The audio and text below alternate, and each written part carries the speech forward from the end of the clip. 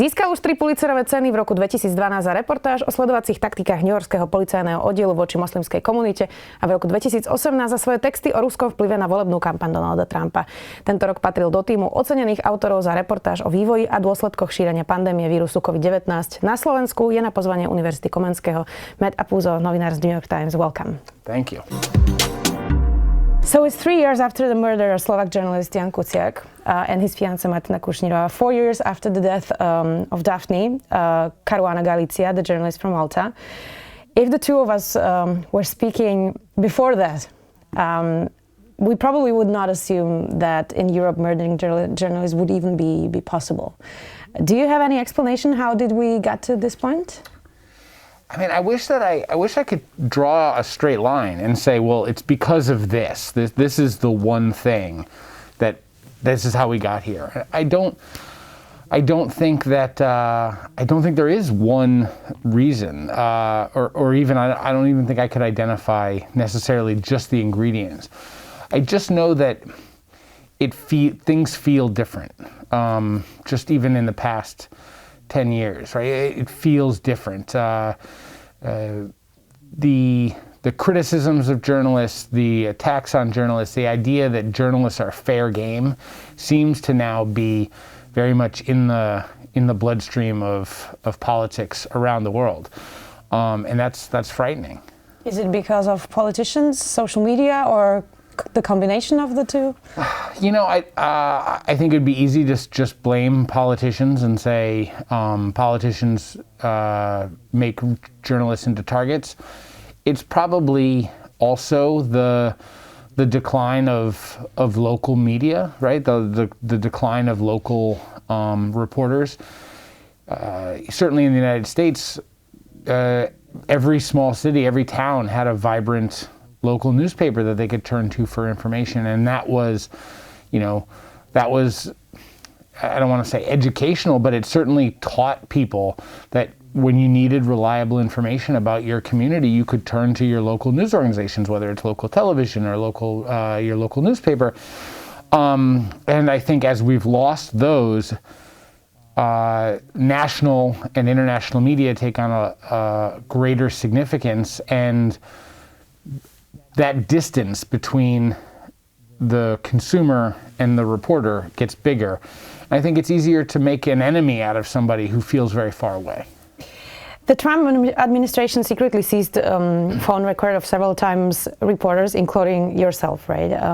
In effort to find out who your sources were. Here in Slovakia, it was not a legal battle.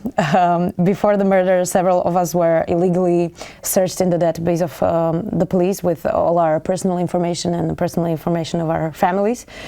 Most of us encrypt emails, conversations, we use safe applications, right, for the communication. We protect the sources and ourselves, but somehow it looks like the administrations are always one step ahead, don't you think?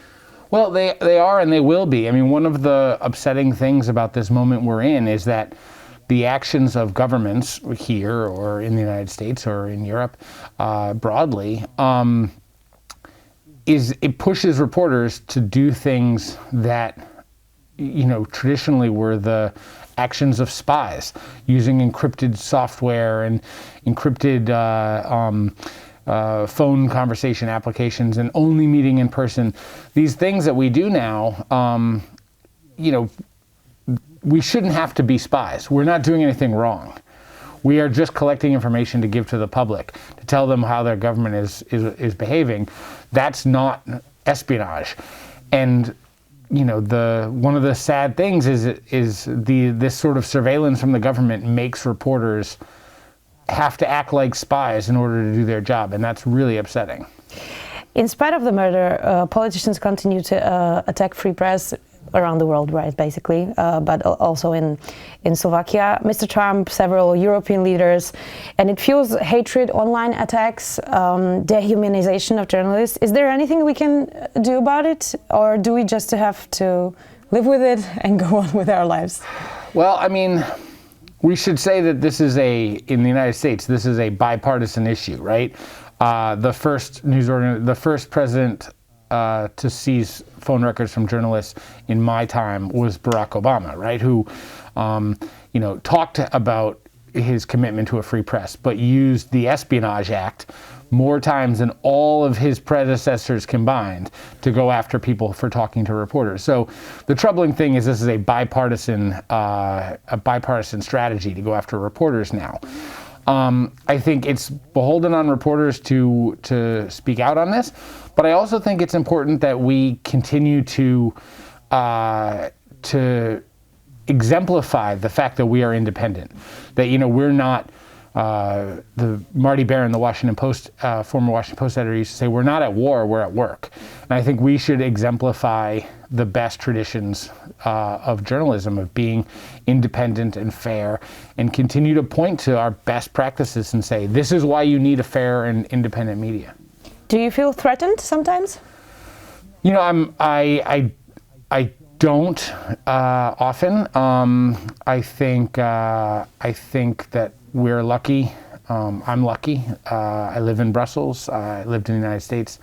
And attacks on journalists, while increasing, still feel rare. But I think we don't want to get to a point where journalists go about their day feeling threatened. So I feel lucky that I don't, because I know many do. Well, this was exactly what we thought before the murder. Unfortunately. In 2019, you spent a couple of months in Hungary and Czech Republic reporting, and in Hungary, basically, there is no free press, other than some small independent online outlets, platforms like HVG. They are struggling. There are upcoming elections. Viktor Orbán might lose. We will see. But is it reversible? All of the free press was basically destroyed. Nothing is permanent, and the arc of history is long.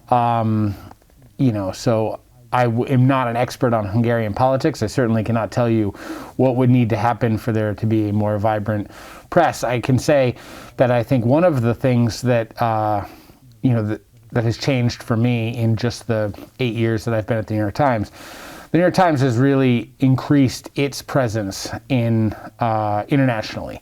We have an international investigative team, which is why I'm overseas now. As you mentioned, my colleagues and I did a lot of work in Hungary and the Czech Republic. We have a fantastic reporter living in Hungary. So I think, one of the responsibilities we have is to tell the story of what's happening in countries where a free press is being carved away, to tell that story so that at least people know what's happening. And, all we can do as journalists is just say, this is what's happening. And I think it's on everybody else to see, how they want to respond to that. You do have a little bit of a different perspective from the US. You have observed how corruption works in Central and Eastern Europe. So how is it different from, let's say, the US? Look, ultimately corruption is corruption, right? Ultimately it's the same soup with different seasoning, right? Corruption is corruption. When your political leaders are also benefiting financially from the decisions they make, or they've bastardized the political process, it's ultimately the same. We may have a two-party system where others have, a multi-party system. We may have a first-past-the-post election system, and this may be more, classical parliamentary democracy. Republic. But ultimately, the corruption is the same. It's just a different flavor. I wouldn't say it's different. In the end, it's all the same. One thing is the corruption and suppressing the free media. The other is how the public responds to the attacks on free press. Somehow it looks like sometimes people really don't care. Isn't that the biggest problem of all, that the voters that vote for that particular person that attacks the free press does not care about facts, scandals, behavior of that certain politician? This is what my point is. I think it would be much easier to address this in the United States if we could say, well, it's that politician or it's that politician. It's not. Again, we've had our phone records seized now twice. My colleague Adam Goldman and I have had our phone records seized twice. Once by Barack Obama, once by Donald Trump. I can't say, oh, well, the real problem is it's Obama voters don't care, or it's Trump voters who don't care. It's Republicans or Democrats. I think this is an issue that we have to tell people is is growing as a bipartisan issue. So I don't know that there's one party that we can say, well, that's where the problem is. Mm-hmm. Especially during COVID, but before that as well, the US and the Europe is divided, polarized, which is mostly the fuel for populists. Is there anything journalists or media could do better to depolarize the society nowadays? Well, we could do several hours talking about that. I don't know how you sell to people on the importance of an independent free media when misinformation and lies are free and collecting facts it costs money, right?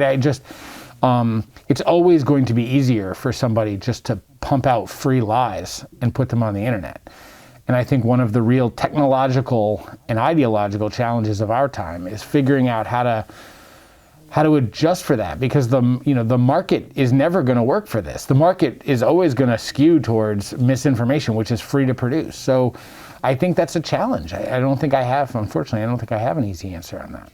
Did the presidency of Donald Trump change journalism in the US, and for the better or for the worse?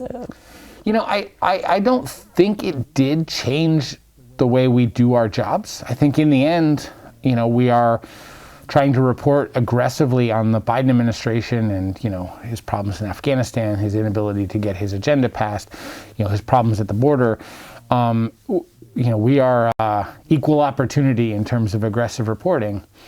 I think the anti-media sentiment that President Trump really spun up still exists, and that's something we're going to have to be dealing with for a while. It's not going to go away immediately.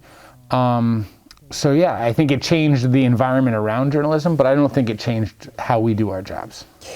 Are there any lessons we could take from the Trump era? I mean, us journalists?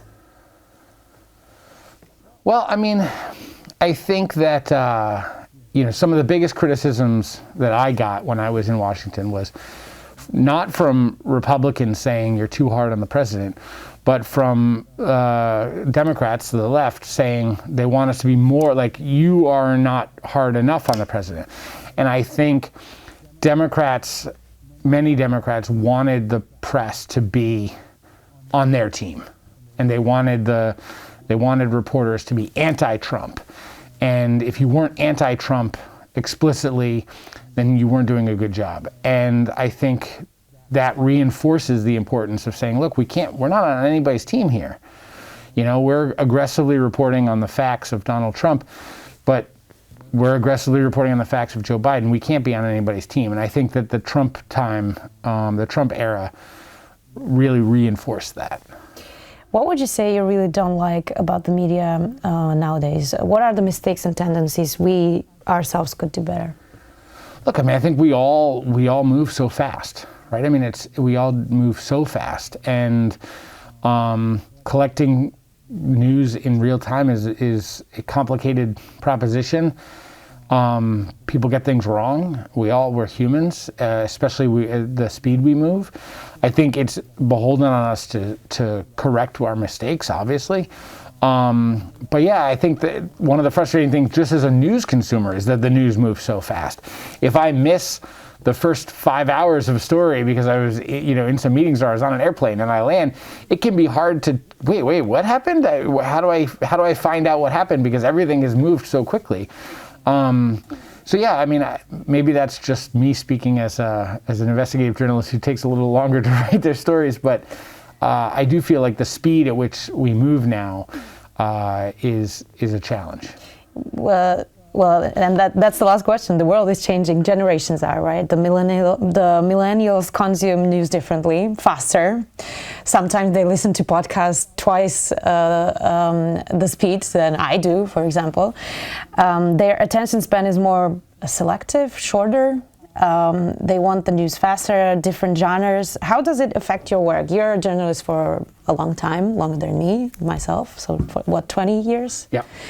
How did it change and how will it change?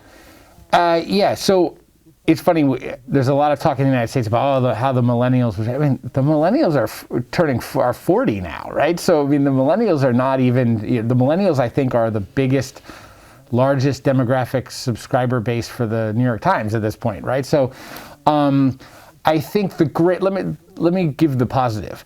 I think the generation and two that come after us, they're much more sophisticated at consuming news online than I think, certainly than my generation was. I think, I was on a college campus in the United States recently. I think those kids are going to they would be much less likely to get wrapped up in a disinformation campaign by, garbage being published on Facebook. I think they're much more sophisticated than we were, where if it was printed online in something that looked like a news source, it probably seemed like it was real.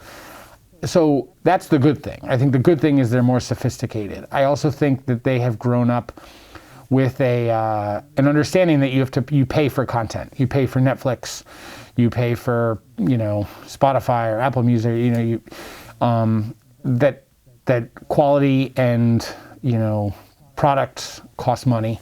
I think that's something that's good for for what we produce.